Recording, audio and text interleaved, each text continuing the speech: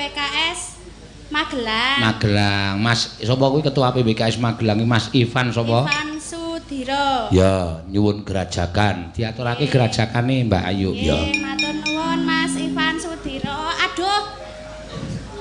Wis kacamata mripate cadhok. Apa-apa ditabraki lho men. Keserimpet kabel iki lho, Pak. Heeh. Mulane wong ki aja sok dikulinaki nganggo kacamata. Lah keng napa? Ayo mripat ki men aja kulino dimanja. Nek kacamatamu tok nggo terus ki men ki saya tambah, men saya tambah. Engko kacane saya ganti.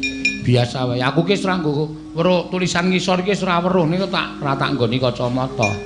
Iya. Mergane trauma ngono. Kok trauma? Kacamata iki nderok apa-apa marai gedhe. Aku tau nguyuh mlayu dhewe. Mergane barang tak wet apa iki aku ngono. Iya. Dadi kaya